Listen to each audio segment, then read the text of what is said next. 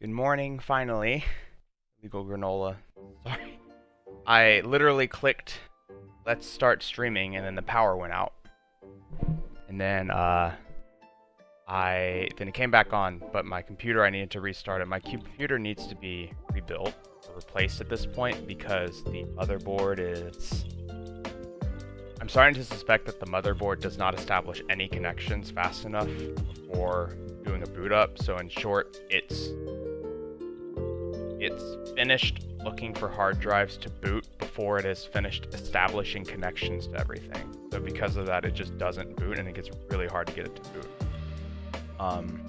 But we got it working as soon as I complained loud enough and get started now. So to recap what we did last time, it's a little bit more clear now on the light, I'd say. Hopefully it is. Let me pull the class photo forward for y'all to see. So on the right four, you have these guys that have been brightened by our tan, like this. And then we have these two, plus this guy in the back that need to still have a bit of a touch-up, bit of a shine added to them. So that's what we're going to be doing today, and then we also need to get our bases done. So what I'm actually going to do first is I'm going to start by doing the bases, because the bases are a wash to get them to the green shade that we want, because we play on a forest. We're going to be playing on a forest environment, so we want it to have like green with shrubbery and stuff like that. So we're going to want to get that started now because it's the wash. It takes a while to dry, and we'll be able to handle the miniature while it's drying, so I'm not particularly worried about that. So I think go ahead and do that. So to do that, we're going to be using a shade. We actually haven't used shades on the stream yet, but they're pretty much like the contrast paints that we were using, except these are much more watery. So these do not leave like much of a film over anything. They almost entirely flow into the recesses and very much concentrate there, rather than the slightly more clingy nature of the other one. So we're going to be using an equal mix now of Athonian Chemist Shade and Bealtan Green. Let's go ahead and I'm not going to be using these two brushes for it, but we're going to just get them out and ready. And what we'll be using is our trusty large wash brush. This one, just a regular old brush from Citadel, but it's got a big head to it, so it holds a lot of paint. That's what we care about. We will use this to pull things out. So let's go ahead and get our palette out here. I'll use one of these wells. It's just a 50-50 mix, so I use that measuring brushfuls. We got a big one in here. Maybe we'll do 7 and 7. I think 14 is more than enough. And you just go directly into the pot for this. Try not to get the ferrules, the base, to be touching it, but you know, as much as you can.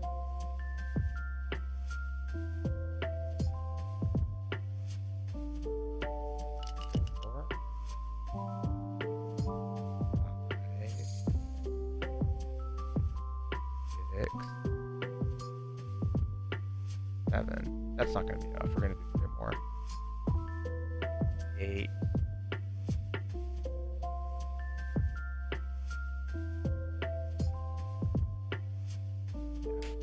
This big base is going to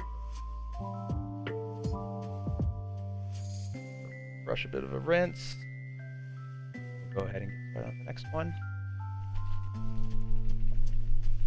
Make sure you get a good shake in.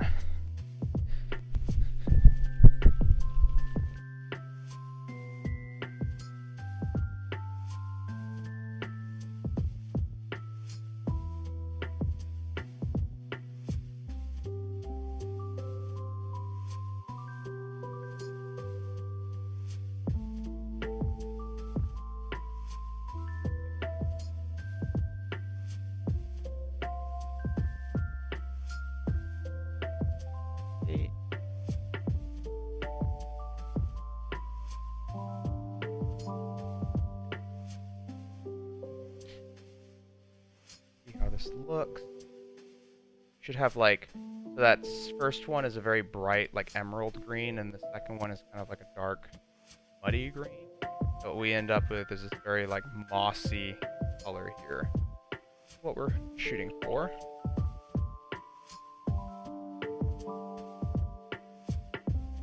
So given the precise nature of going around the feet here, we will be using our backup brush for the actual application of it. So let's go ahead. So essentially, we'll just be taking a pretty large brush full, and we'll just be like kind of like letting it pool around, and we'll just be careful around the feet to try and not let it get up on the feet much. But we want to cover every bit of the surface dirt, because the surface dirt needs to be like this forced underbrush. As you'll see, like it goes on very wet, probably the word I would use. It's relatively easy to control. I mean, it's basically just water, and we have a textured enough base that we can kind of manipulate this with a certain level of precision because of that.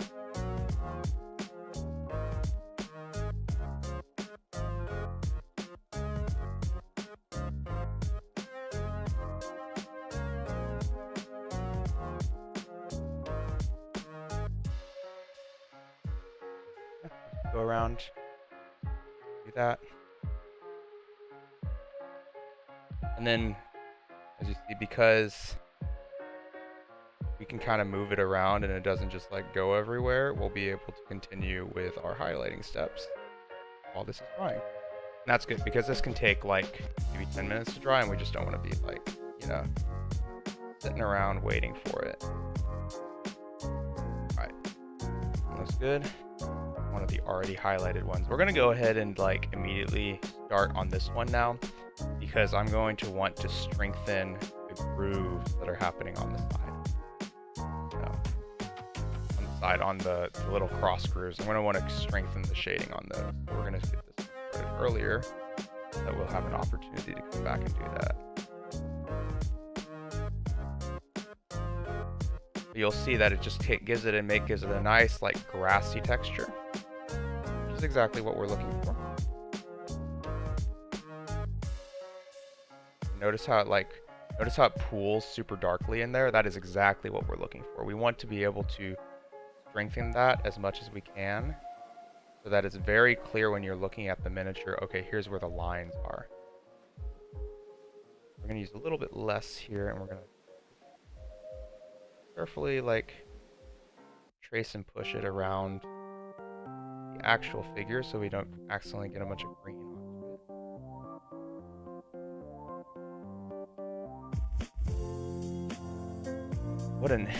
What an end to this week. This week has been crazy. A lot of interviews, a lot of studying. It feels like I'm done with a final.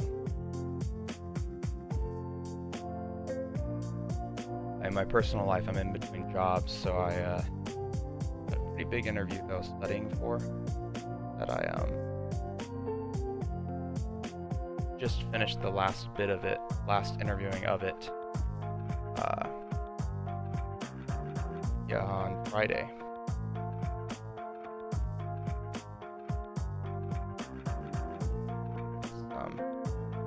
Come in from this side.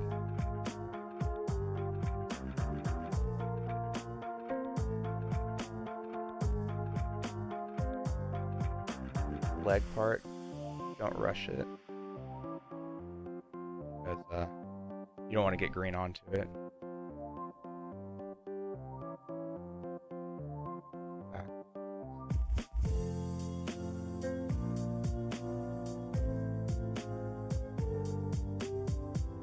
As you can see, this guy is going to take a lot of our...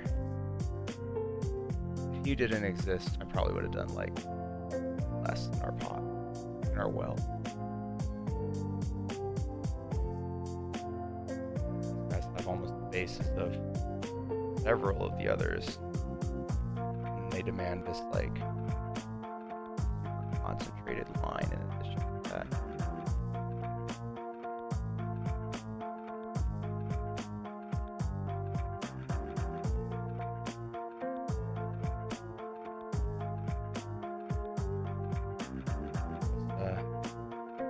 go around these legs. This is the most scary part. Of course, you know, if we hit anything too much, that's okay. Because at the end of the day, it will just like look like moss got the bottom or something. Like it's not a big deal. Make sure your brush isn't too full when you're trying to like do what I'm doing here and like get underneath the leg, so that you don't have like have it like sagging at the top or something.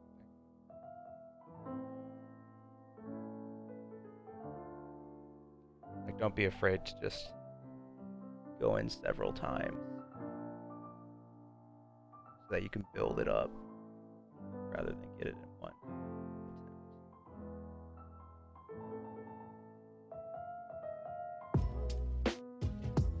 I see a little bit here. Now that we've done that, let's go ahead and go in and strengthen these lines a bit. See if we can't get them to be a lot darker. I like this. We're just kind of like creating a river in here that we want to kind of just trace all the way out. Be very careful. Don't hit the other parts. Once we've done that, we're going to leave this guy flat because we have a much heavier concentration of this stuff and some of the other ones we're working with, and we don't want it to, you know, spill and run everywhere. That's the gist of it, at least.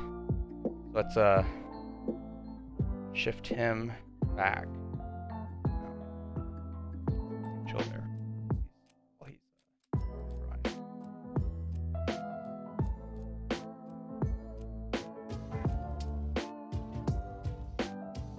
Cool. Oh yeah, thanks for congrats on getting the interview so quickly. Yeah, thanks. It doesn't hurt that I'm in software industry. It doesn't hurt that you can use the referral system to kind of get through a lot of the screening questions a lot faster. So I was able to leverage that. I had a friend that was working at Indeed, and he did an internal referral and even wrote a letter of recommendation for me and all this stuff. So that really helped me get past like the first phone screen and then kind of jump immediately to the technical interview, because I did tell them that I had like a kind of shortened timeline. I did have like, say like a different employer that wanted to give me an offer a much faster pace, so I just like in general they were able to work with me to like get me through their interview process faster. So that did help a lot.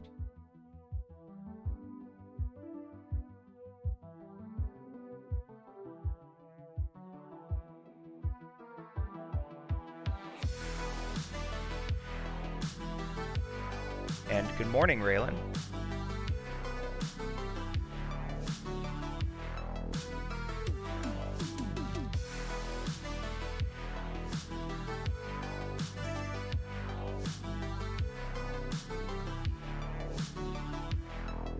We got the I managed to find a sealed copy of the King of Hearts all-in-one package in the wild yesterday at a GameStop, and we played through a bit of the beginning of the first one. I have no idea why. I was convinced that it had local co-op, and Keely had told me that she wanted to play it together because she played it together with her siblings. So somehow in my head that just confirmed there was a local co-op, and kind of like the Kirby games or something where you could play as the support characters.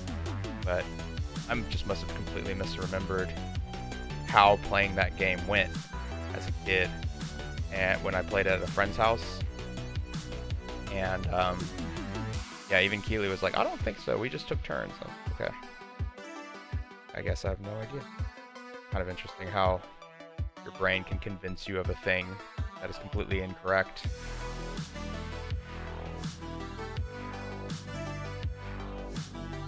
Maybe it's because you can believe so badly you really want it to be the case. You just convince yourself that is true.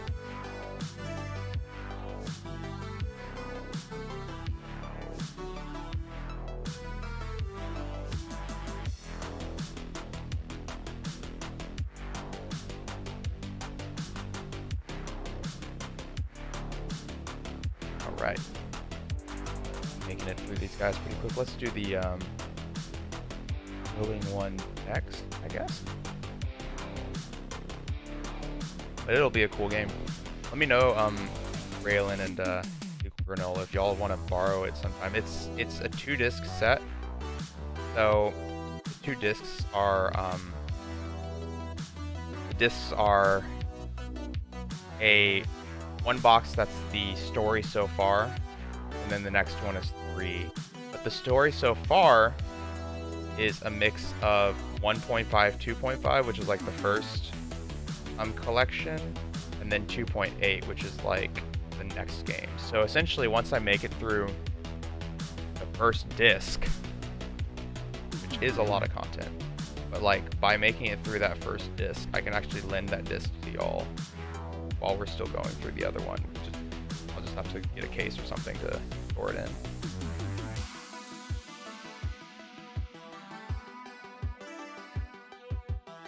I also had no idea, like, it literally means Final Fantasy. I had no idea when they're like Final Fantasy crossed with Disney. I thought they just meant like Final Fantasy style game with Disney characters and new Final Fantasy style like protagonists, but I did not realize they were like, no, you show up in the very first area, like Titus and Waka are on the island with you. Everything, including the beach volleyball and everything. Kind of funny. But Raylan, did you actually play through Final Fantasy X, or do you just have it, or?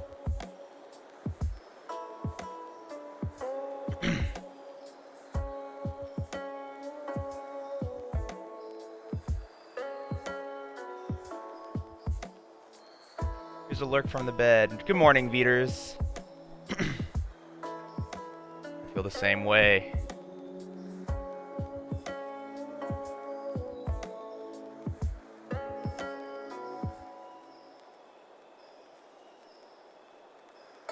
Last one. But essentially what we have to do today is, after we've done this, we're going to finish the highlights for the tan on the remaining 3, which I estimated took around 5 to 10 minutes per figure last time. And after we've done that, we just want to highlight some of the other more simple colors. I'll probably touch up that red symbol on like 1 or 2 of these guys that got a little bit obscured by the shade, and then I'll but then the only other colors we'll be doing is the red on each of them, the red like armor piece on each of them, as well as the white band, and then we'll do the pastel and touching up the lines there, which all of that should be very fast, and then we'll do the pastel on this one single guy, and then that will be all the highlighting we need to do. At which point, from there, all we have to do is go through the basing process, which is pretty fun. I'll show it to y'all how that works. And we might have an abbreviated stream today, depending, because I did not go outside to collect twigs and branches and stuff for it. Garrett, Rylan played through the Blitzball tourney and stopped, got stuck at this boss that shoves you off a cliff, and I realized I was way underleveled for some reason. So restarted the game later and didn't get it far at all. Game didn't click for some reason. There's, yeah, there's like some interesting, yeah, that game was really interesting because there was a lot of like almost one chance situations that you miss things. Like in my first playthrough of the game, I failed to learn the eject shot. Because of that, I was missing like a super critical move apparently. So it's kind of funny, like the way that game gives you a lot of opportunities just freaking hang yourself at the beginning of the game.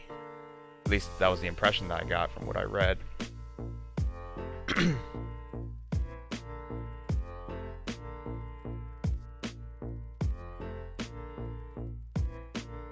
But yeah, Final Fantasy X is supposed to be the better love story than Twilight game, I'm pretty sure.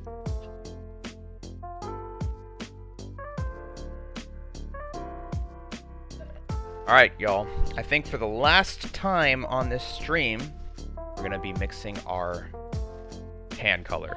One last time. Raylan, you failed every single one chance instance too? I guess that's why we're brothers.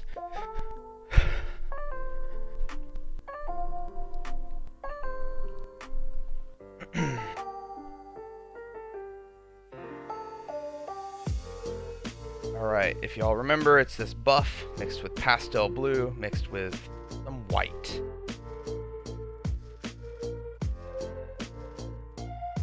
Alright. Get this guy out of the way so we don't bonk him.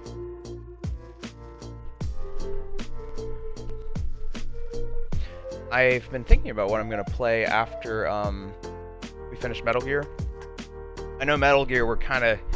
If I remember correctly, we're getting pretty close to the end of Disc 1. I don't actually know how much further, like, I don't know how much, like, more there's gonna be, but, like, I mean, if we were to make the assumption that it's the same amount of gameplay on the second disc, which will be a varying amount of accurate, probably, then I would guess that maybe, like, by the end of June, we'll have beaten that game. And if that were the case, I've been thinking about what we're going to be playing next. I think what I'll do first is do a Nier playthrough. I'm kind of curious, because I know Raylan really wants me to do that. I'm kind of curious, though, like, for a Nier playthrough, there's so many different endings. Like, how long is a single playthrough? And then how many... I know that you said that you can, like, walk me through it to get the relevant endings, you know? And you said it was, like, maybe one or two, like, 2 or 3 playthroughs or something, or even in a single playthrough. But, I guess what I'm curious is that, like, how many days of streaming should I expect for that?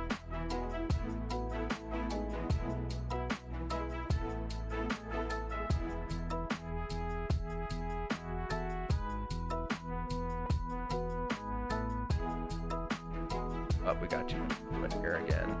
Pretty sure. I think. Yeah, this kind of... Actually... Maybe not.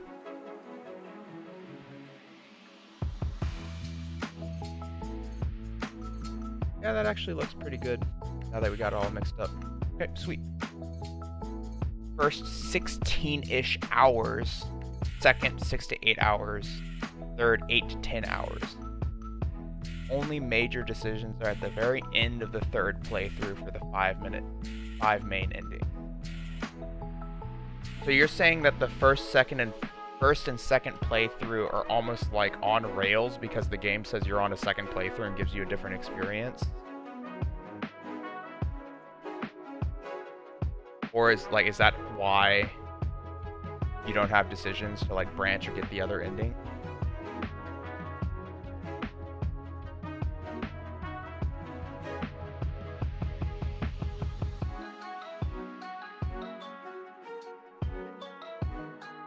Alright.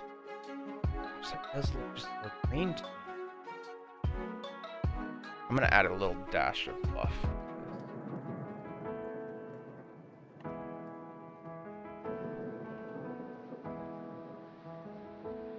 Morning, Ranger Gillen.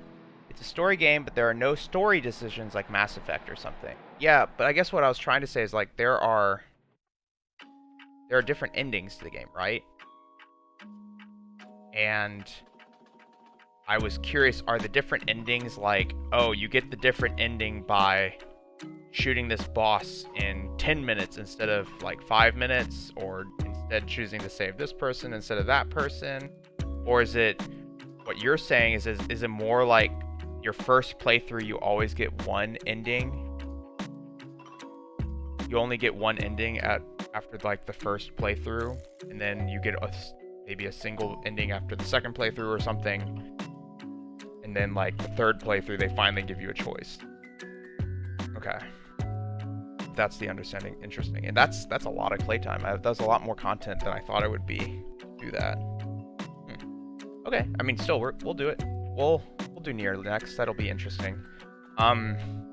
It's probably looking too far into the future now in that case, given I did not realize it was going to be that much of a time commitment, but like I'll still commit to it. But like now I'm thinking like for my next game, I was kind of itching to play Ogre Battle 64.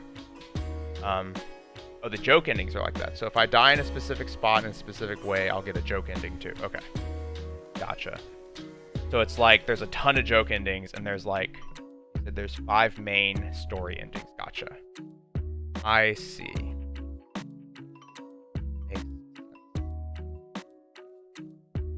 But yeah, I think after we play that, I'm really jonesing to let y'all see what Ogre Battle 64 is.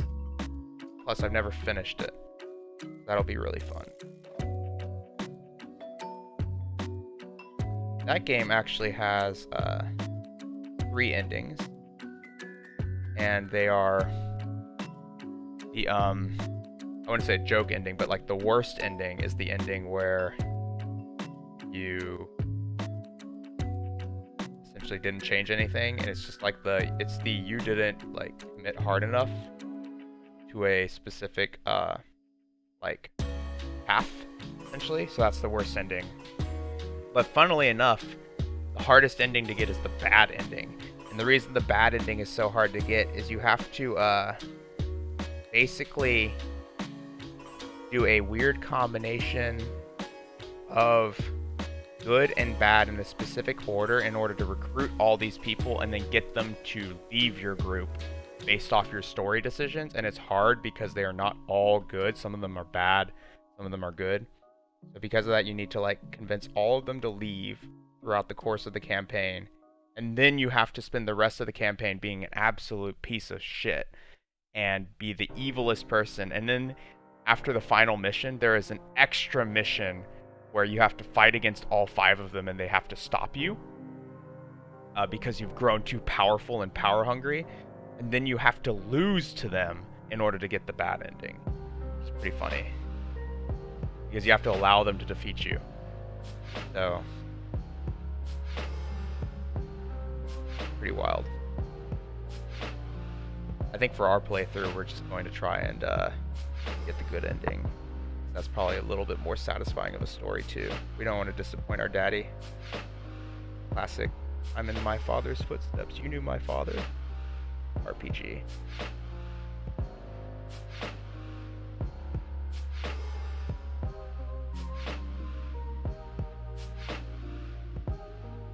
Look at how dark this, oh my god, on this guy. Not really that, we didn't really goof, we just went really dark on. Figure out how we're going to, I don't want him to just be that, gosh, I'm almost tempted to just paint over this and redo the symbol. We're gonna try not to. Actually, yeah, let's just go ahead and paint over this one and do this. It might be the best bet.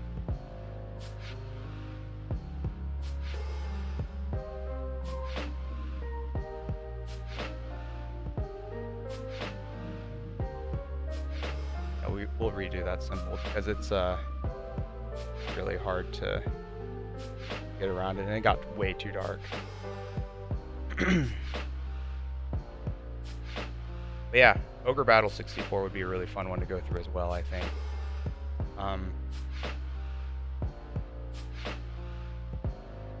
That one's interesting because it's kind of like Fire Emblem, where your units dying is permanent, but you're dealing with auto-generated characters. Some of them. A lot of your, it's like Fire Emblem, but only like maybe like. So how would I stream it? My plan is I have a aux cable to HDMI converter, and my capture card solution is an HDMI capture card solution. So because of that, my plan would be convert it to HDMI and then pass that through the capture card.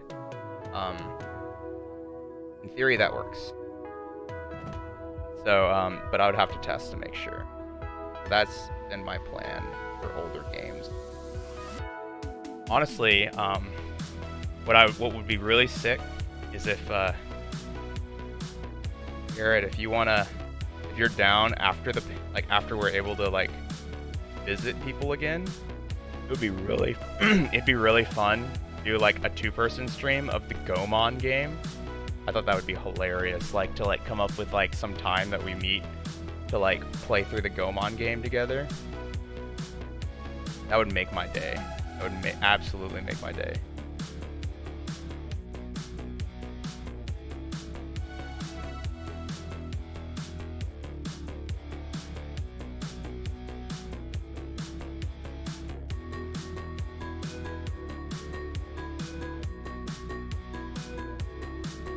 Dude, are you down?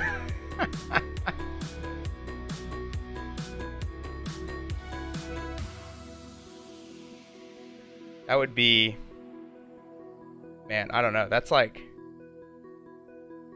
some drinking game level of like commitment, probably. Like it would be, I think that would be a riot if we did that.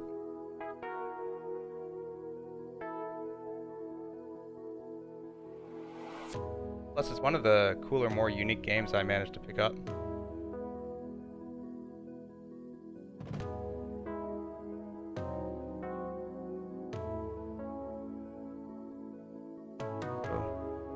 A little bit what I'm doing right now. We're just brightening the face up. I don't know how clear the improvements are on this camera, but we're adding like a lot of pop figure essentially right now. Really like trying to get that face to brighten up some for us. Yeah, I think playing that Gomon game would be amazing if you're down. The game doesn't even have English voice acting. It's like entirely it's a game in subs. What's not to love?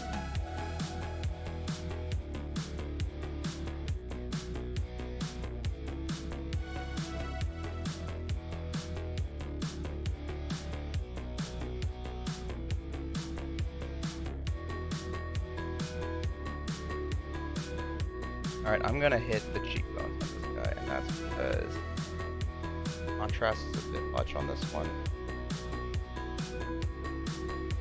We're gonna try and make it look a little prettier. Yeah, that helps. And then I'm gonna flip him around so that we can try and get this section really highlight because the guns a bit in the way. Has anyone else in the chat heard of Gomon's Great Adventure? It's a really, really weird Nintendo 64 game. There's Mystical Ninja starring Gomon, which I do not have, and then the sequel, Gomon's Great Adventure. It is freaking wild. It's like an RPG platformer, to my understanding. Garrett and I only got so far in it when we were playing. It's like an RPG platformer but it's co-op, kind of like New Super Mario Brothers style. And it's like, think like this ridiculous, silly, like Edo era chibi anime story, but done with like N64 like 3D polygons, and it's just the voice acting's insane and ridiculous. The concept is insane. Like Gomon is like kind of looks like Goku. He's just like, or like a Naruto type, like typical ninja. So he's just like the Yataze type of like protagonist. And then he's I forgot what he's the sidekick like that the player 2 can play as. I forgot what his name is.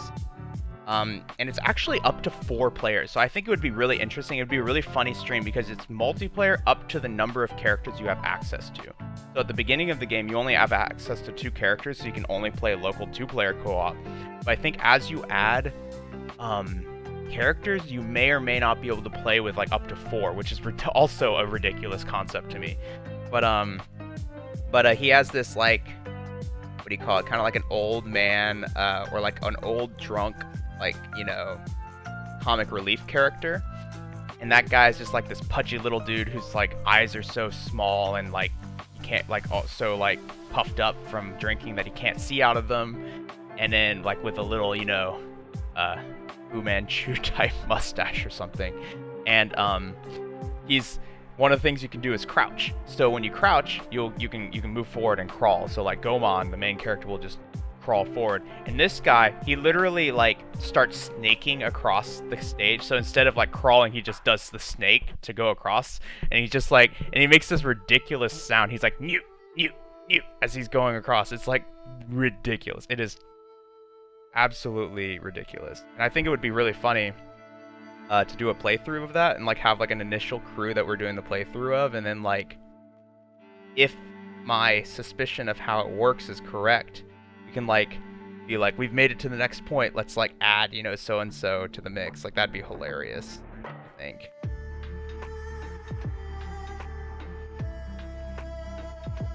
Sounds like such a fun time.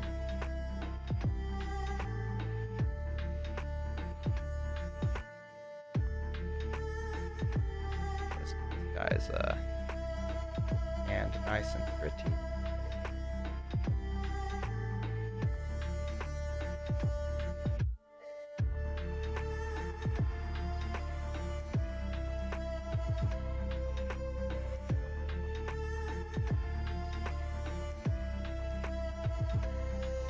Dude, Ranger, it is ridiculous. It's one of those hidden gems where like, what? I've never even heard of this. What? How did I not know this existed? Like, it's one of those really crazy games. Hey, maybe by the time we're doing this, I might have tracked down the first game, and the first game might or might not also be a multiplayer experience, and we could like start with that one. But I think the first game actually is a different style of game, than the sequel, which is why you have to play the sequel for this. Yeah, it'd be hilarious, I think, to play that game together.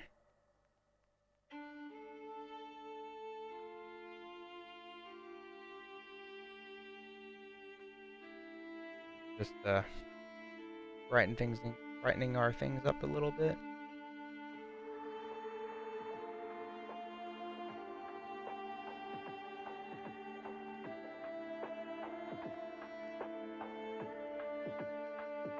Remember, because of the way that we're highlighting, if we're coming up to the edge of something that is only being changed by the color, you want your highlight to go all the way up to it, otherwise it looks unnatural.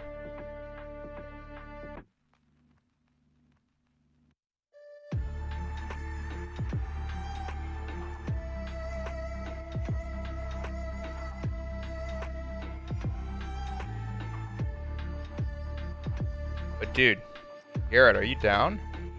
Did you do that?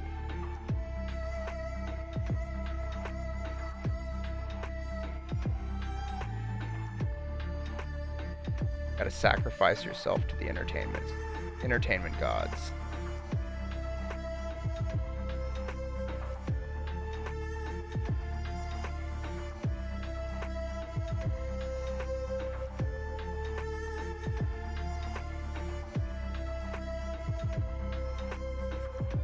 I think it would be great, dude. I think you just have to embrace the chaos that it will be.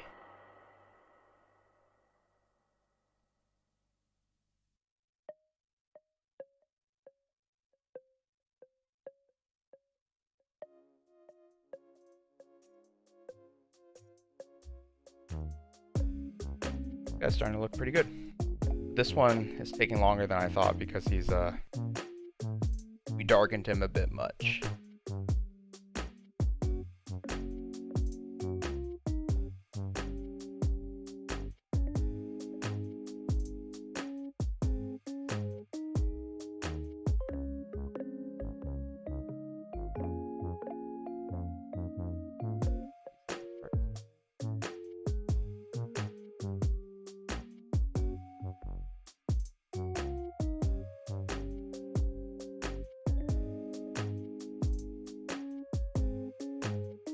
He also has a lot of like exposed areas for us to hit.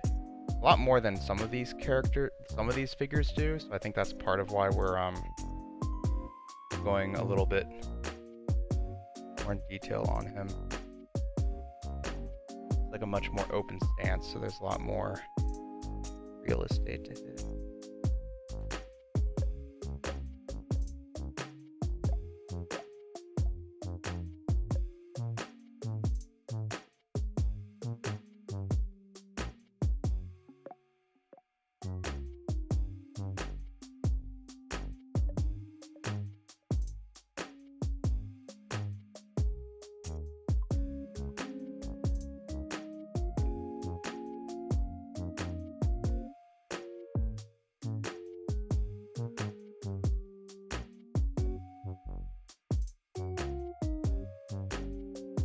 Trying to top part looks a little pretty, a little brighter. I'm not a big fan of side here. I want a slightly crisper edge. Both of these. See if I can do it on.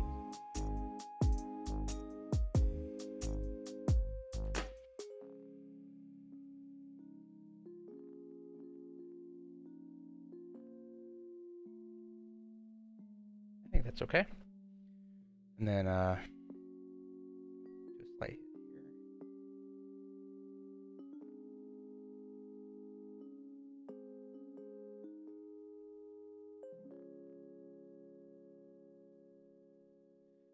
Okay.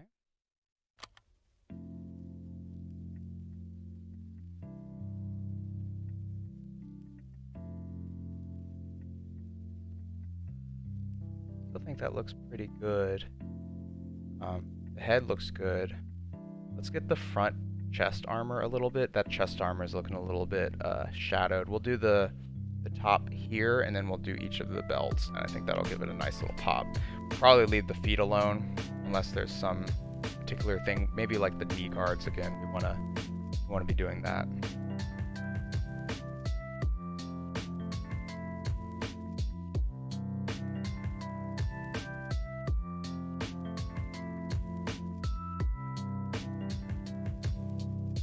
Just like that.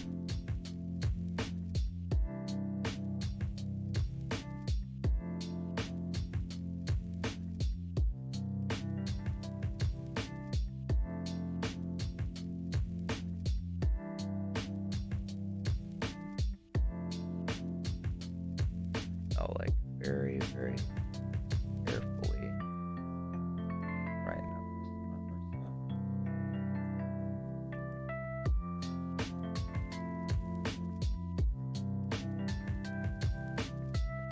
this Notice how when we put less paint on the area, it has a more subtle brightness to it. Exactly what we're looking for. Trying to wake him up a little bit.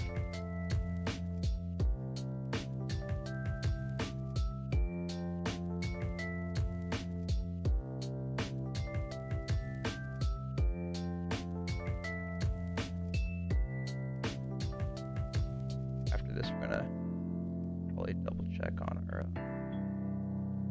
do a double check on our mortar guy. See how his base is shaded.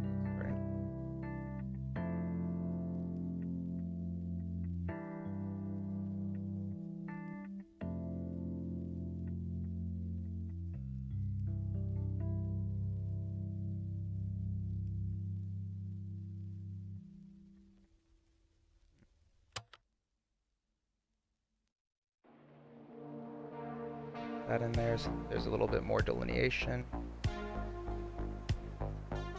Probably do a yellow boost on that as well.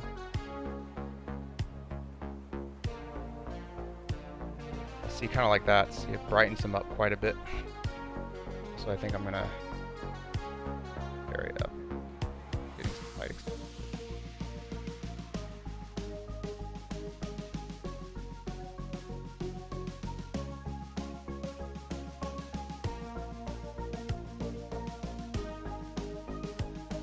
that, see?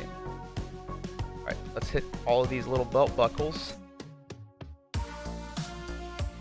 think that will really pop the figure some for us.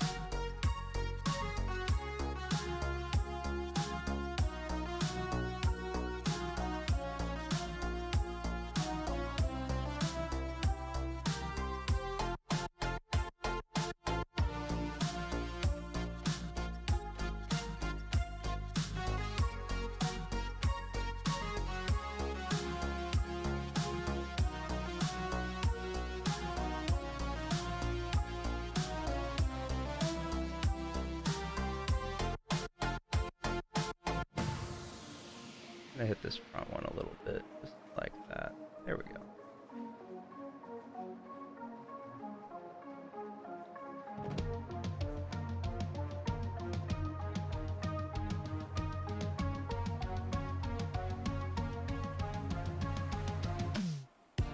Okay.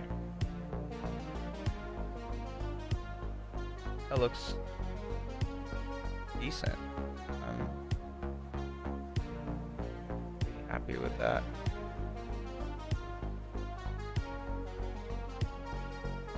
A little bit of subtle edging here and there. Try and like bring it out some, but overall that looks quite good. To the front of these knee pads a bit. Brighten those knee pads up a bit, and then we will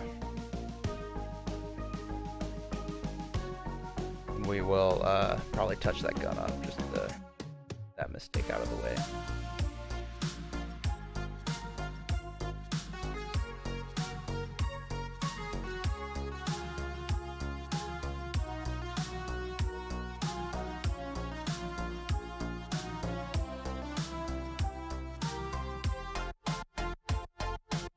But overall, I don't want to mess too much with this part. We did hit the back of the leg with some of this mud. So I'll paint over that. That's unfortunate, but that's okay.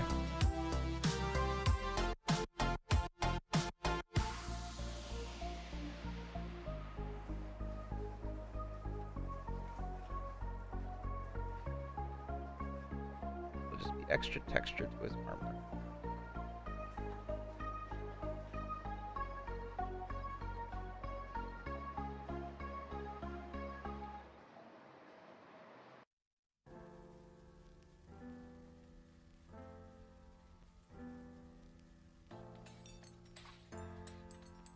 Yeah, I think he looks pretty good. All right, nice. Let's see how is our little mortar guy doing. As you can see, the lines are starting to get into the grooves a bit. Leave them a little darker. I think we can go ahead and do another hit on them. Just to see if we can maybe stretch that even more.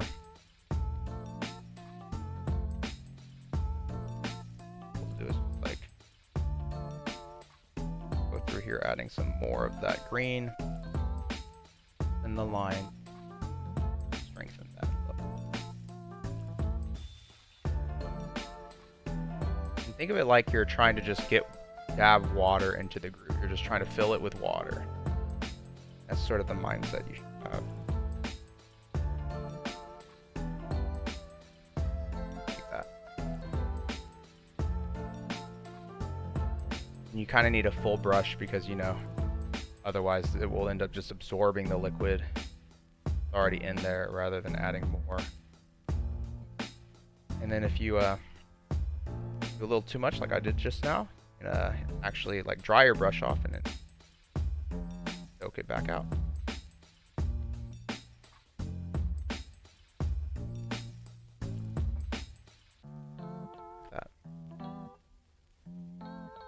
We're not as worried about the back on this guy, since he's fires from.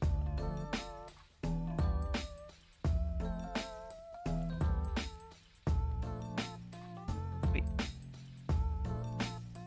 Back here to dry some. All right, let's do our other not kneeling guy.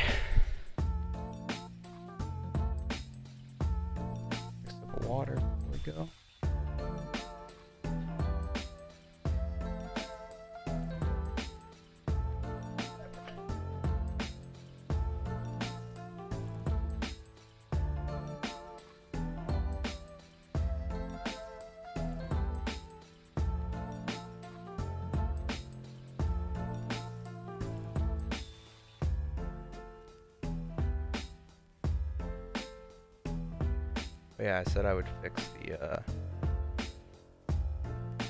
like that. Do that right after I stop.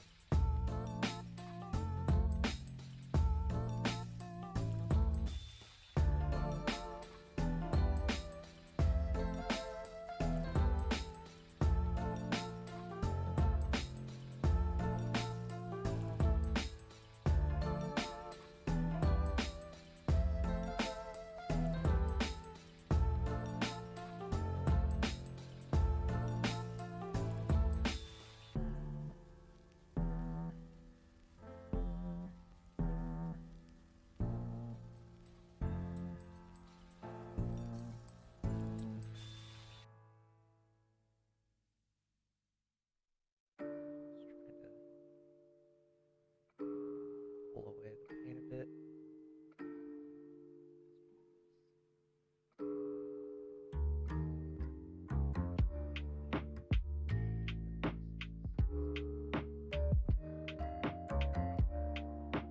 That.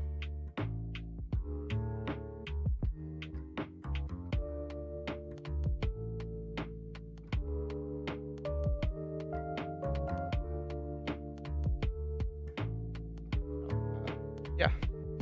Let's go ahead and before I forget though, we want to touch up this guy's black on this guy's gun, as well as get that red symbol back on him, so that we know if we messed up and we need to touch it back up. Take some simple black and just go over just this part of the gun.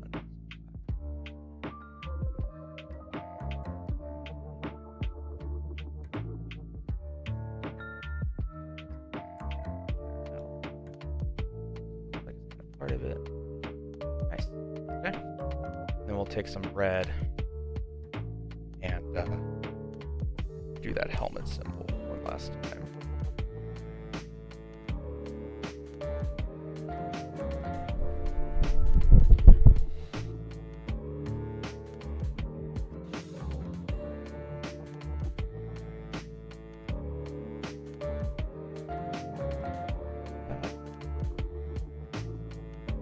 Some.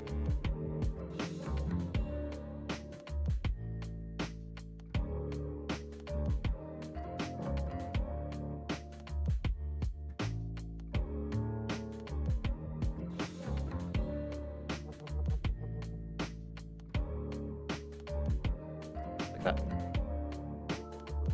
Fill it in a bit.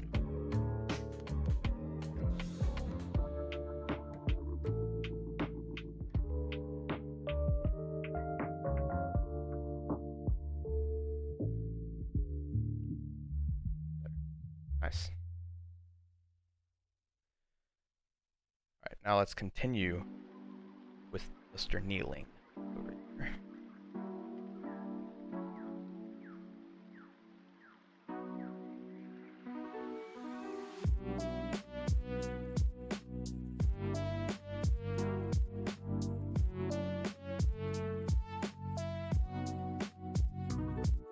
Got my first comment heckling me to post more Tekken videos the other week. Felt good, even though I was getting yelled at.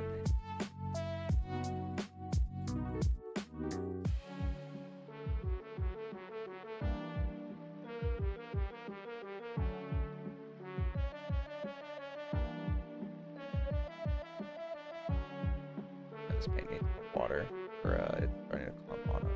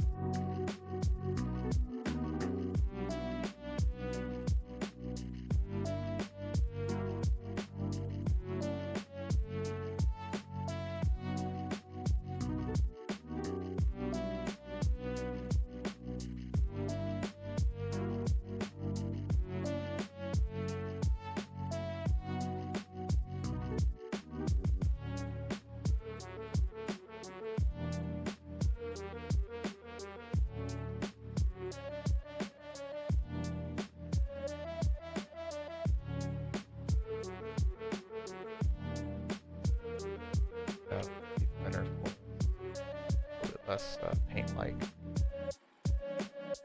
Maybe.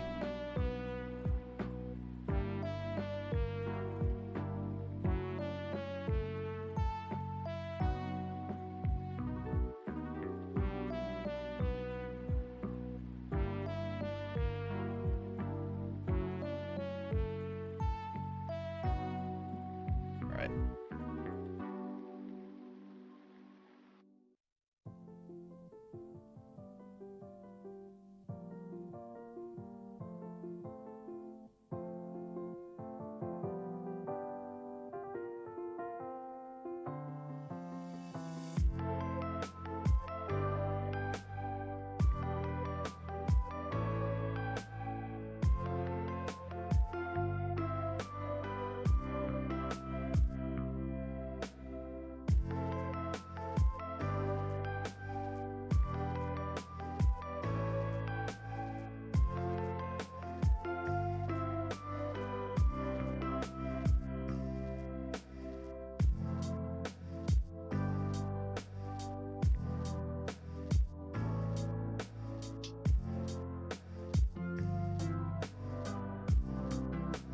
Right, that looks like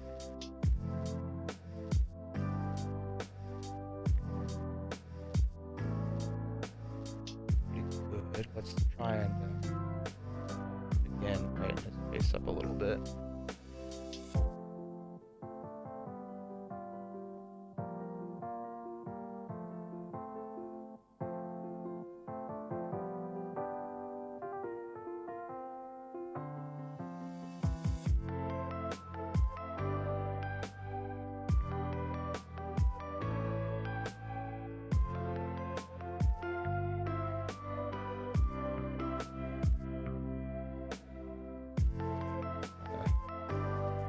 Brightening up a little bit more.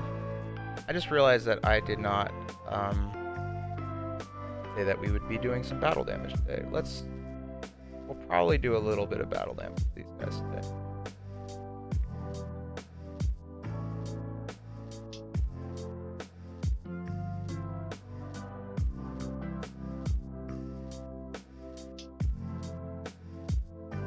But I am not a fan of large amounts of battle damage. But Shoretroopers are like extremely dirty, so this is probably the best opportunity to like do a little bit at least. We'll try and fit in some battle damage.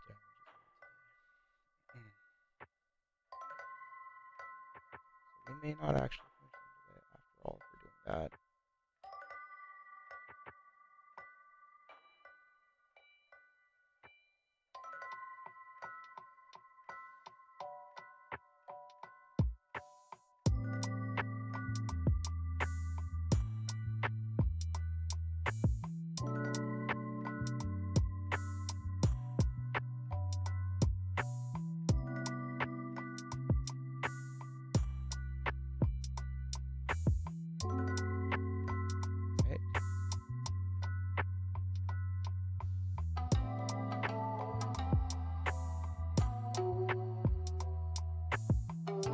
Nice. Really nice exposed arm there that we like.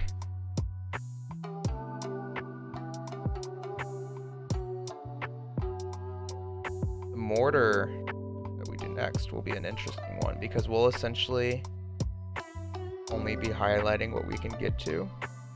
If we can't get to it, it doesn't have enough light exposure for us to want to care. That's nice. That can be our guide.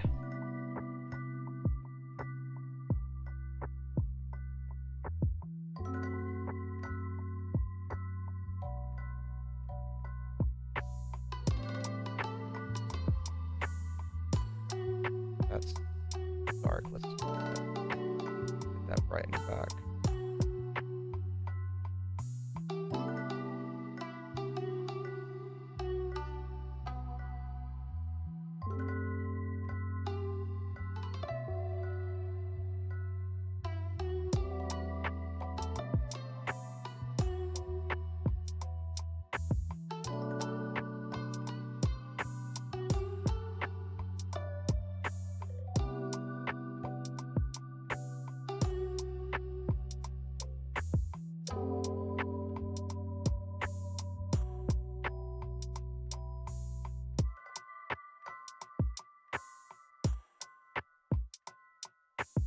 I am going to highlight here, only because it's kind of a little too dark, but overall we're going to keep that to a minimum. Let's go ahead and work our way through the back real quick.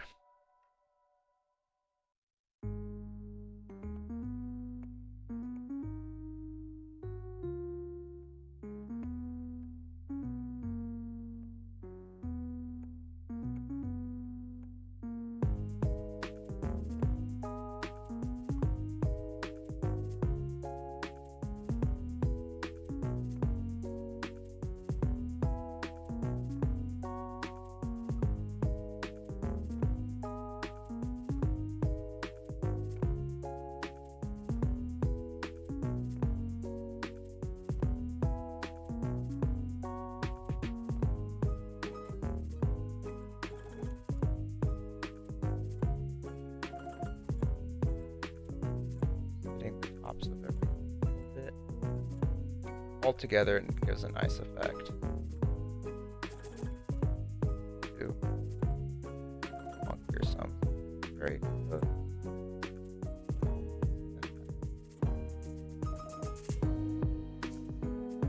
Like bring in highlights here.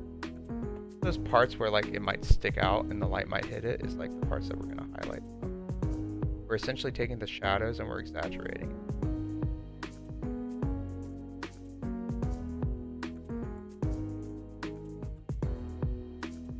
But like we're not going to do the chest because his arms are in front of all of it. We're going to pay a little more attention to this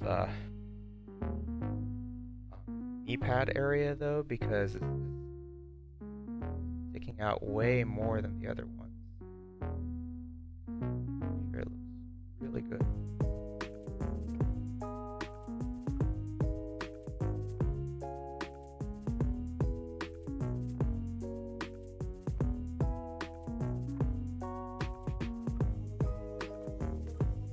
Leg, like all this, we're going to try and give it a little bit more love.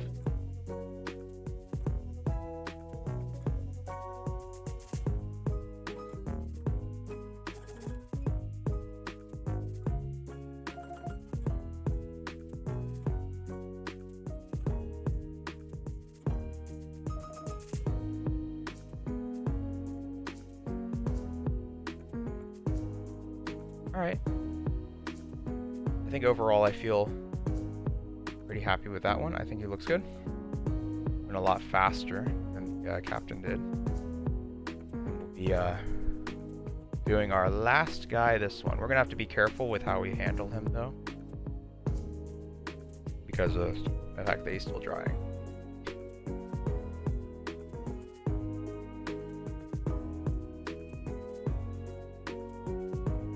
Overall, I'm excited to see these guys hit the table. It will be a lot of fun.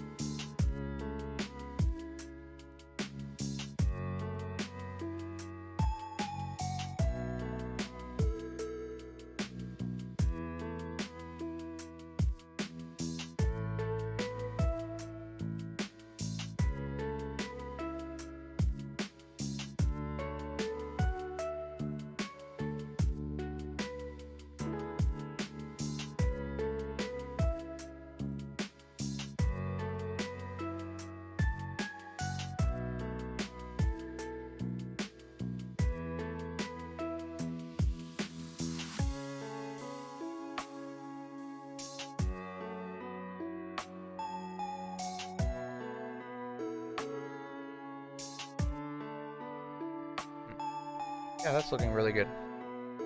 He's I really like his pose, and I really like the dynamic like combination of him next to this porter. I think he looks really cool.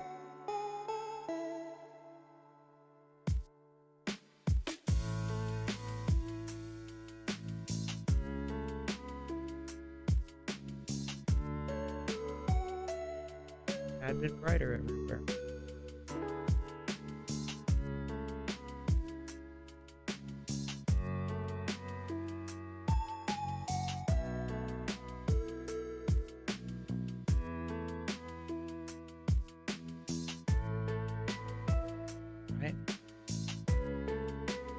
Shoulders. So the back side is where like a lot of light is going to be hitting him.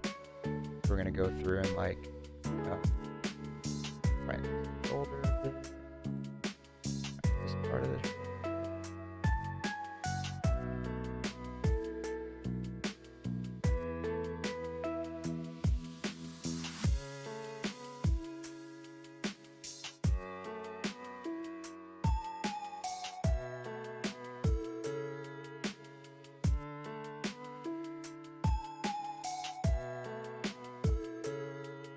as well.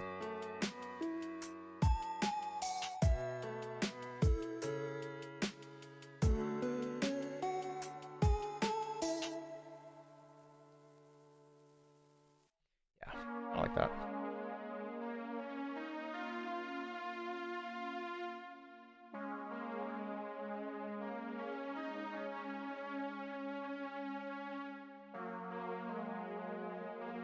Hand is on here, so we want very, picking out that it's there.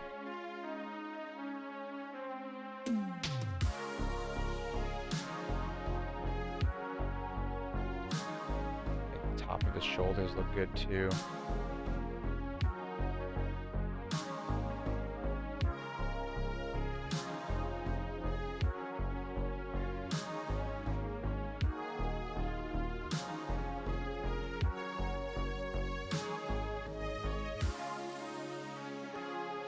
Top of this hand look good. Again.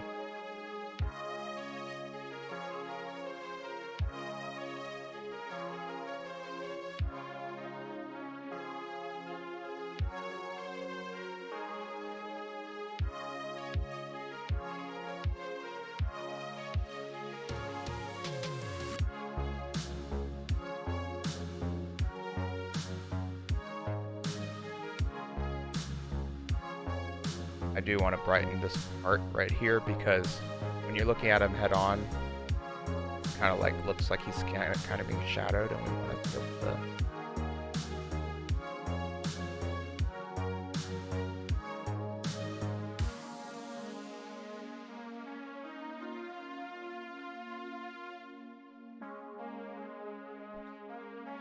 did a mistake there. Fix that.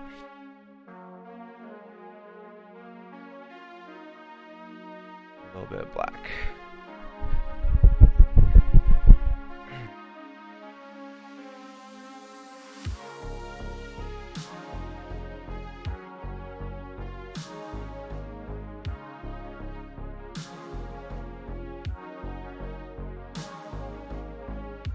There you go. It never even happened. Happy little accident.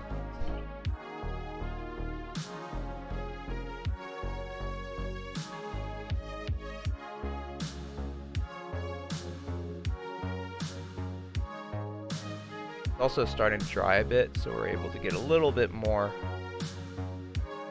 risky with picking this thing up.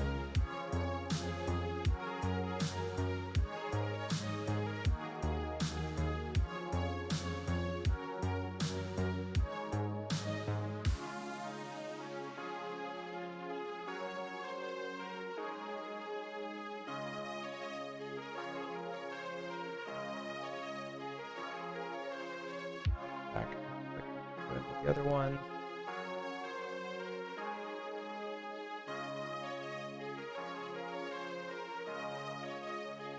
Think feel okay. This, and then even from the back, yeah. Think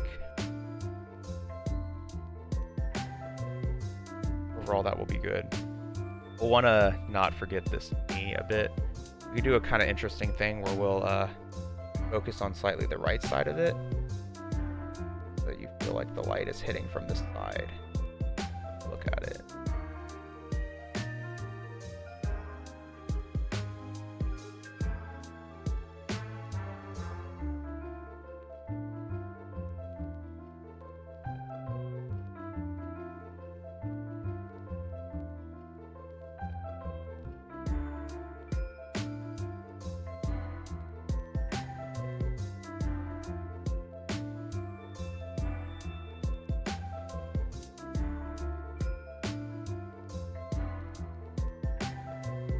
Okay. Honestly, I think this guy's good enough to go. So, the next thing we're going to do is we're going to be brightening up a bit the white on the armbands. So, to do that, I'm going to use some Vallejo's white actually, just because it controls a bit better. Actually, I think I prefer this to the Schmick that we've been using for like direct application. Come on, right, let me shake it some more.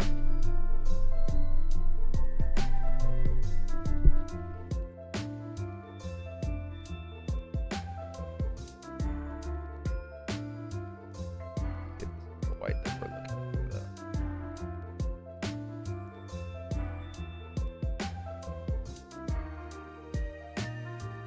I think so.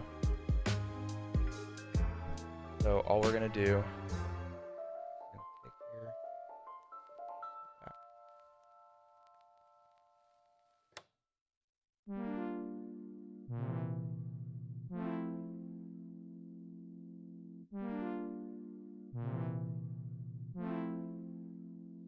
all we're doing is just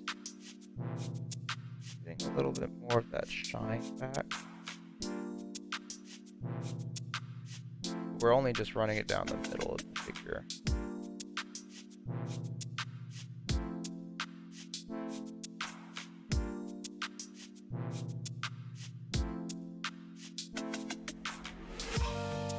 Like that. I'll just go through the line and do all of these.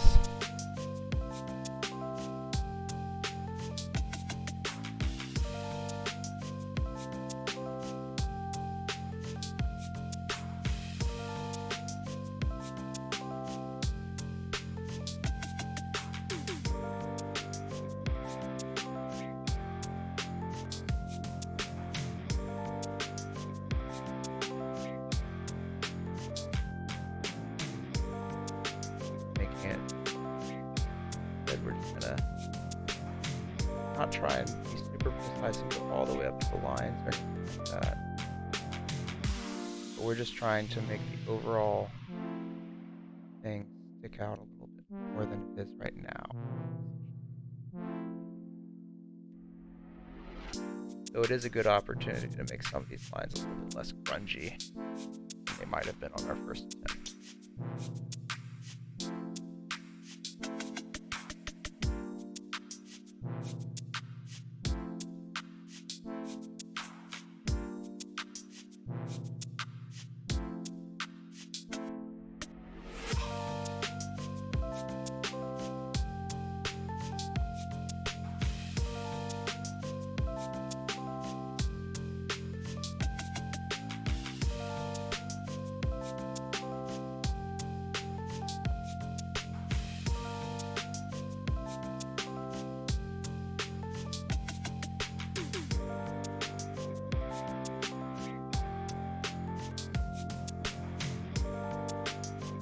As you can tell, this is a very fast.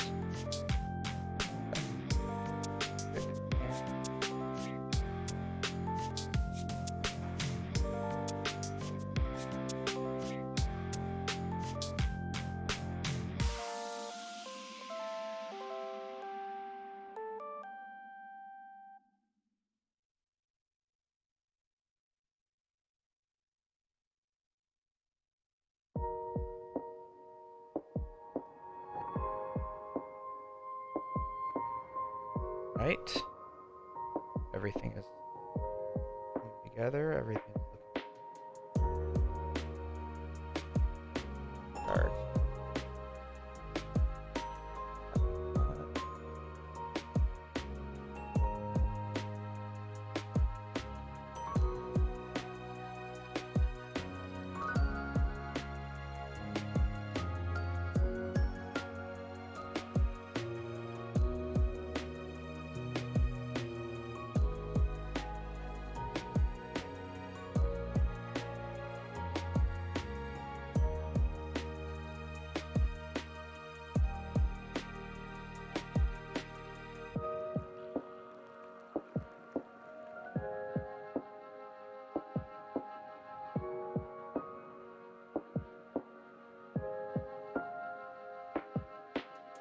I love the dynamic poses on these guys, dude.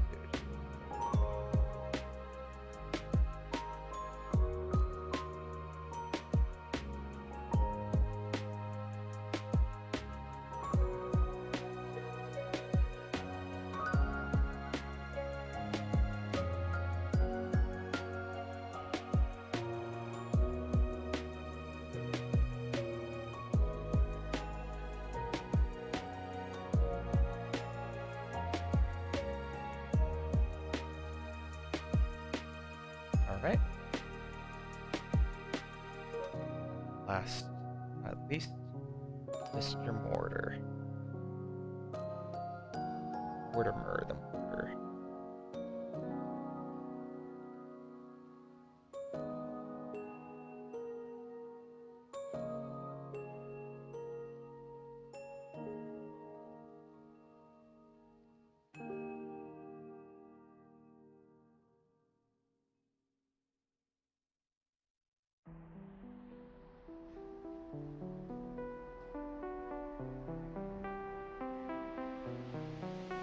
Right. Now what we'll do, we'll go back and boost these black lines, and then we'll do our red armor next. So it looks like we're not going to make it to the end today, but that's okay. It's totally okay. Actually, let's use our actual black on this. Be a little more careful and have one that flows a bit better.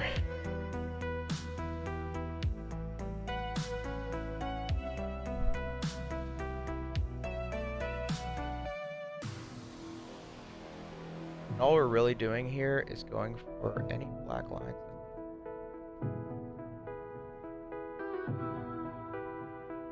Not great. Faded. Sharpening.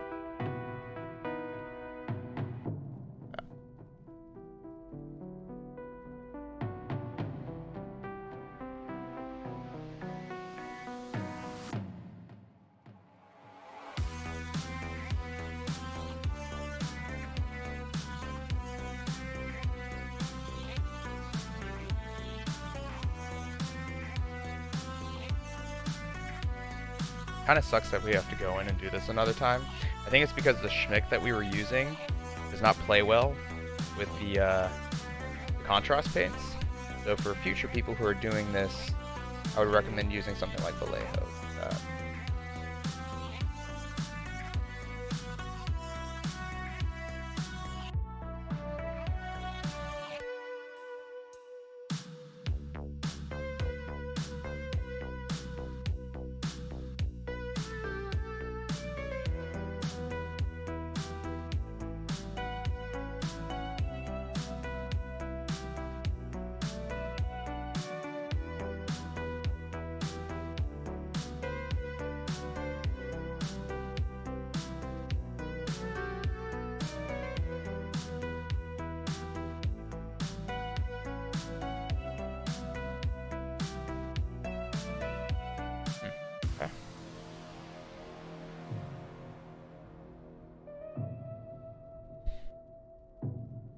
Actually looks pretty good. I'm gonna leave it alone.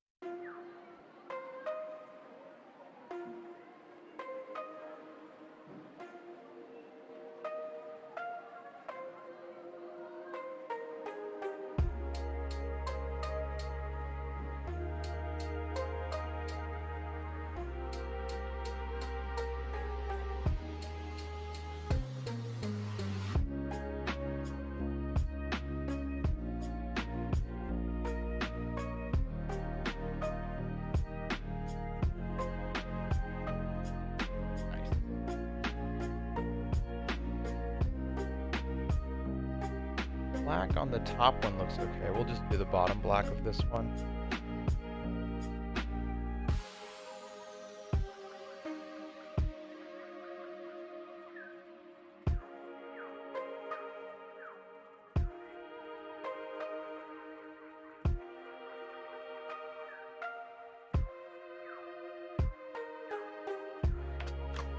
Yeah. A bit more definite. No, we don't need it.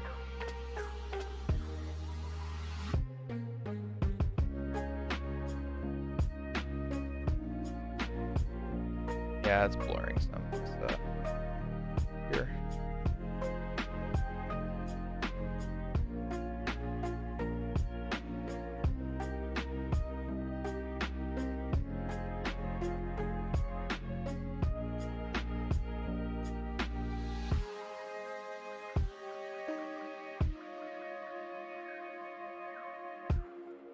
And last but not least, Mortimer the Mortar.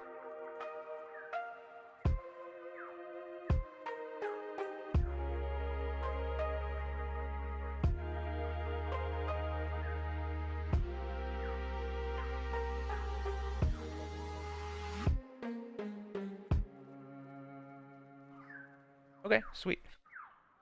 Let's mix some red paint now and brighten up each of these people's red armor panels. So if y'all remember, this is Mephiston red mixed with a tiny amount of black blue. So we will do that next.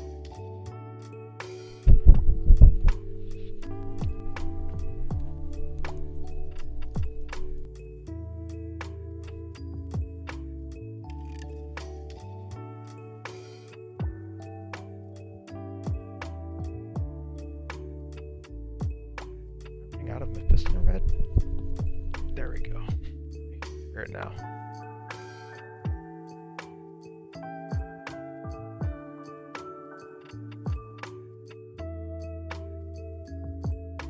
Unfortunately, we're gonna need a lot of red in order to just hit it with a dab of blue. That's okay.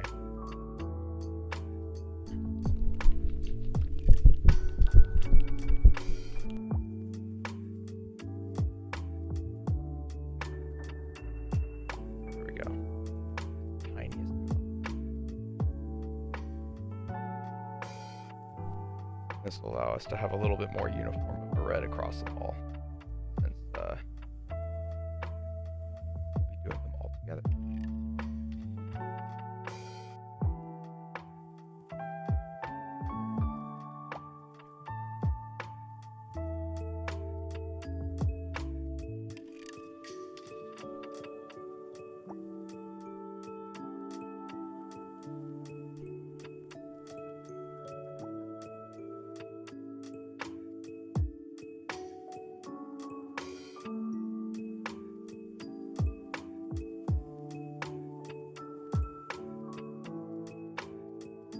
All we're going to be doing is taking the exposed part of the armor and just giving it a little bit of a brightening.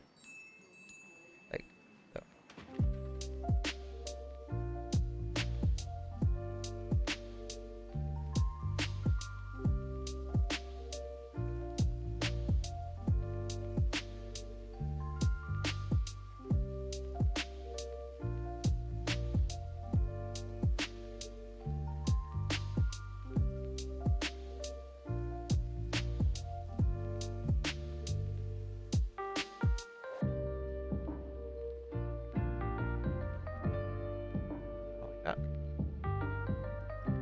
We accidentally nicked our hand armor.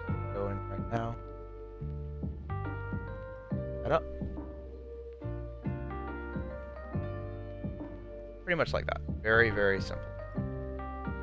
Some of these guys with the more maroon-looking ones, we're going to be toning them back to the red colors.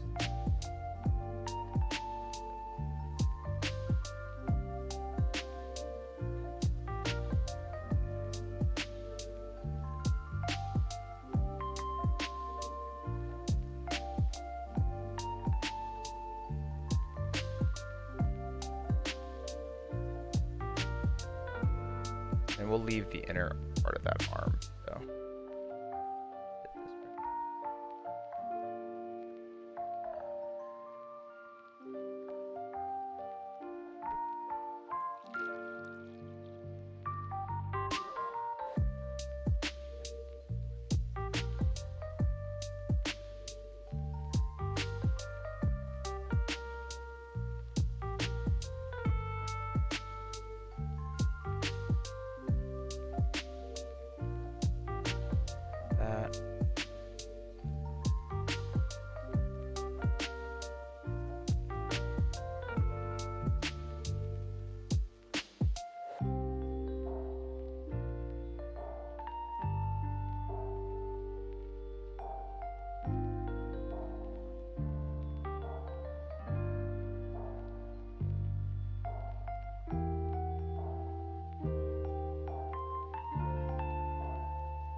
It's not really a big thing. It's just trying to make them pop a bit more from a distance, essentially.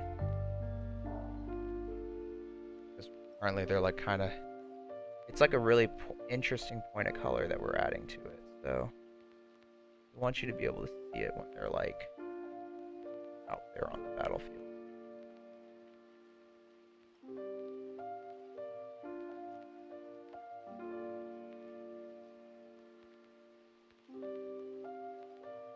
The ones like this, where the arms are exposed, you can actually still go in and like add the red between the yellow that we had done before.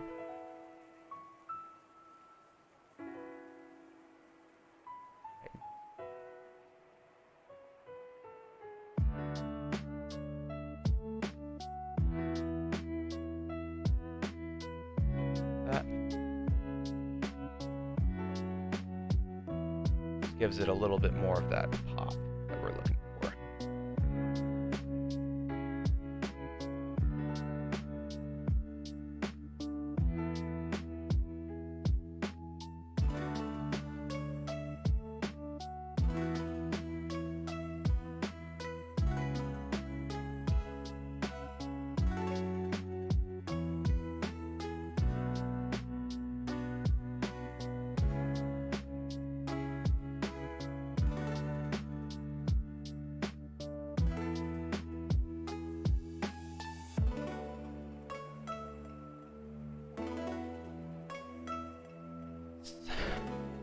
Nicer and nicer. Last two. This is like the home stretch, basically. We're just doing this one simple thing. So many of them. We'll have the pastels. We'll probably go straight to adding maybe a little bit of battle damage to each of them. There's one specific thing I wanted to do.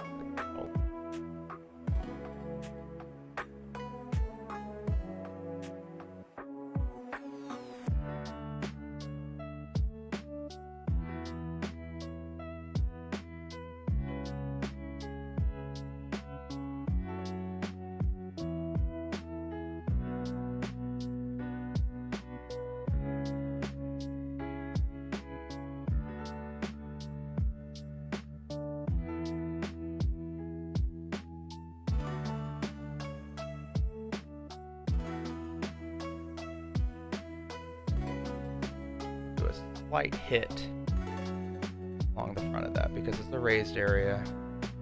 It's a little bit hard to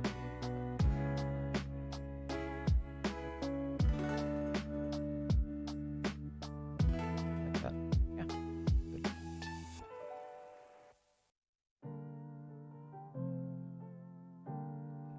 Oh, yep, perfect. Alright, and I think our lines on that mortar are looking good too, so that's good. Alright, so let me remind myself real quickly what this blue color was. Like, how do we use it? It was... it was a pastel blue, a little bit of green. Right.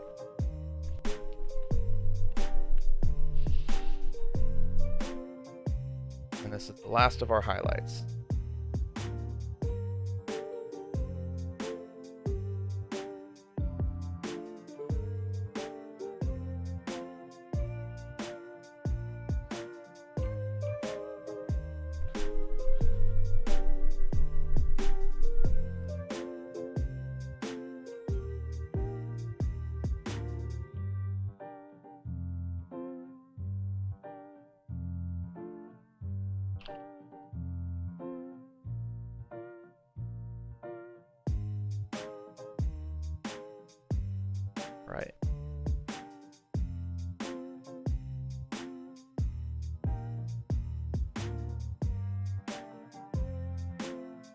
We'll use this and highlight just our captain.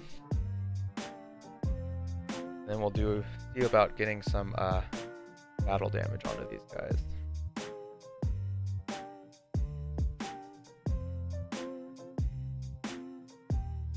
We're just going to go over very much like we did with the tan. Just going over.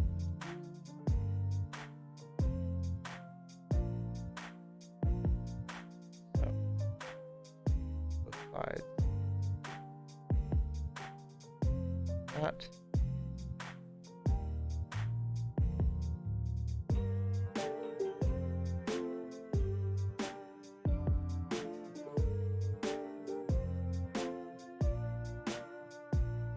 Back a little bit of that color rather than having it all brown and brushed out. So.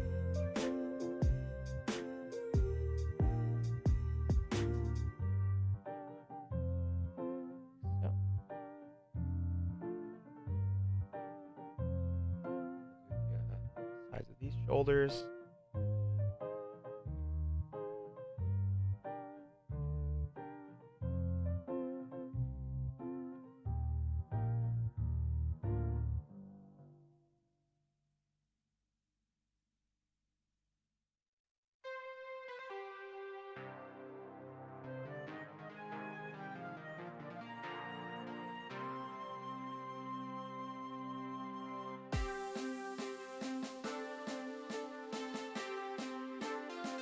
Go.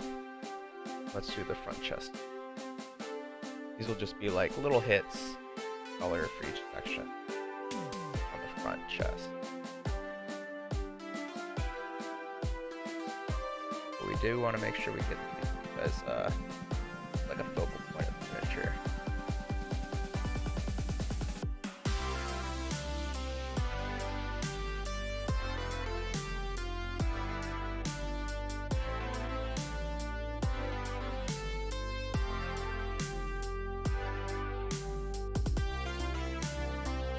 We won't do that back one because it's kind of obscured and it gives them a little more depth and interest. Should be fine. Just great. Yeah, nice.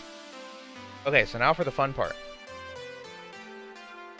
Let's do a little bit of battle damage to these guys. So, with the time that we have remaining, I have 10 minutes. I think what we'll do, the idea that I wanted to do was that some of these,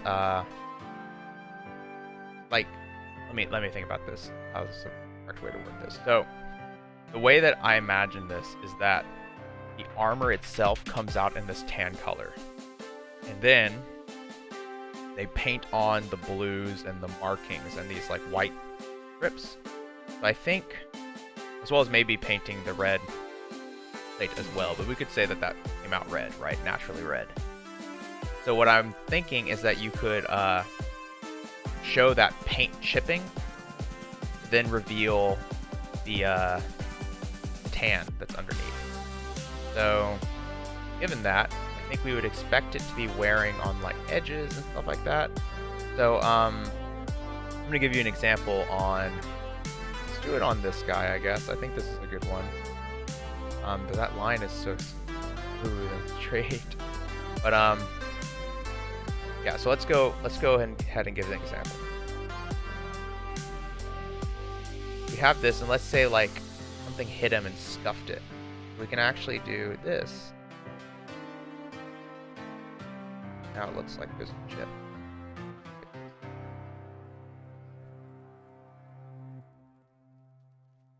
So now there's like a little bit of a chipping there.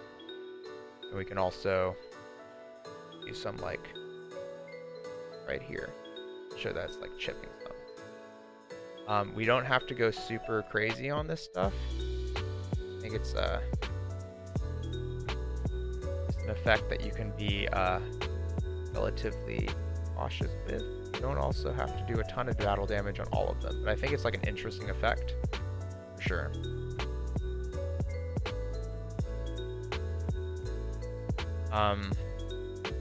But like, it looks good in conjunction with a little bit of battle damage. So we'll say that this guy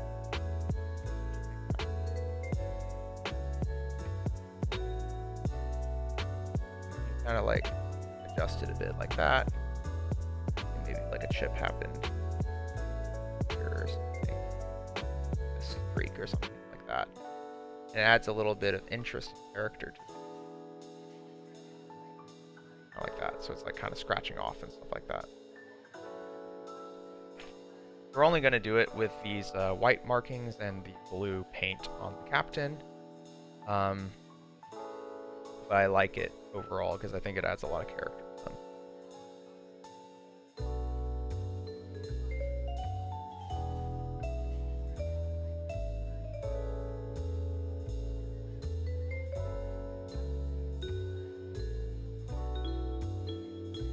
Like with each of them, you can get a little creative with it, you know.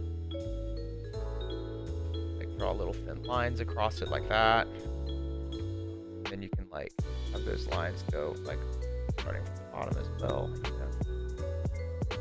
It adds a little bit of that like cohesion to the whole thing. It's like, oh wow, he got like nicked in it or something. And we can combine it with some like battle damage later as well.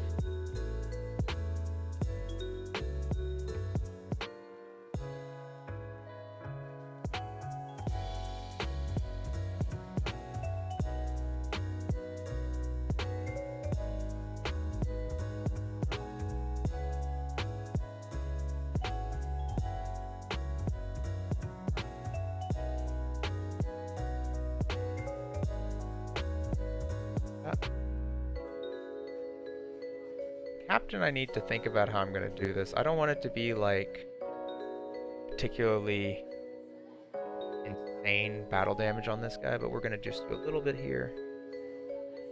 Like that. That. Is that coming off a little bit? Maybe a little bit there too. That scratch, and then for this one, we'll fading along the edges, like pressing of the edges.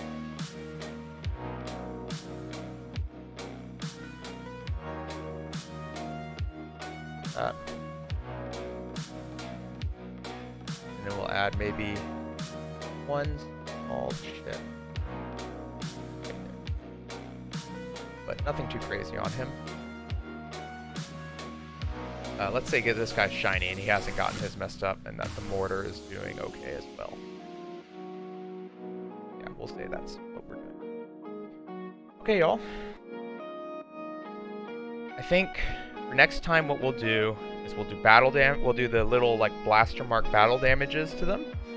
And then we will go ahead and finish basing with the actual material. Looks like we didn't have enough time to get into that today. So I do feel pretty good about this guy and his level of shade. I will maybe go in and right now and like maybe increase this one a little bit more. But overall, I'm very happy with him, how that cross turned out.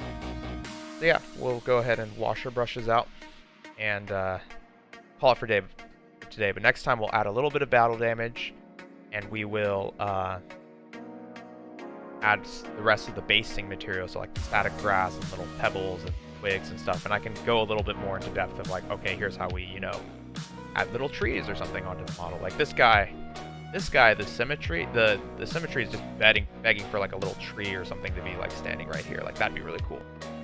So that's what we'll do next time. But I just wanted to do a heads up that I'm going to be out of town and going to be taking a break from the stream next weekend. So be sure to come check us out on Thursdays. But next weekend we will be skipping. So you'll have to catch me. I believe it'll be the first weekend of June when we'll be back. Well, let's go ahead and wash our brushes out for now before we do our full sign off. So that one's dirty. We'll use this one. Get all that grime out of the brush.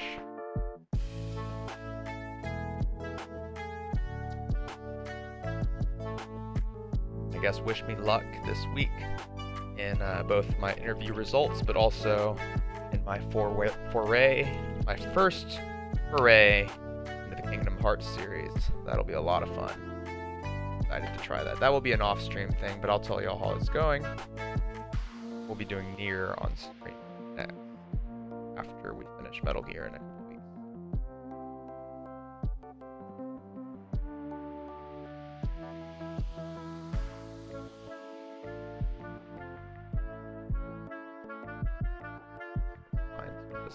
Washed, it's not a nice brush. It's not to be washed, we'll just rinse it out. Thanks, Ranger. Thanks, Raylan. Alright, so the official sign off. So, if you like the stream, be sure to check out live on Twitch if you're watching from YouTube. We stream on Thursdays, a variety stream, a video game variety stream. We're playing through Metal Gear Solid right now. That's at 8:45 p.m. Central. And then on Saturday mornings at 9 a.m. Central, we play Tekken ranked. And then today on Sundays, 9 a.m. Central, we do painting and just hang out and chill. So, reminder that next weekend I will not be streaming. My last stream before the break will be on Thursday, this week. However, be sure to check us out on the following weekends for sure. Alright, y'all. Thank you so much. Have a wonderful rest of your Sunday. Enjoy the last half of your weekend. And I will catch y'all at the next one. Y'all later.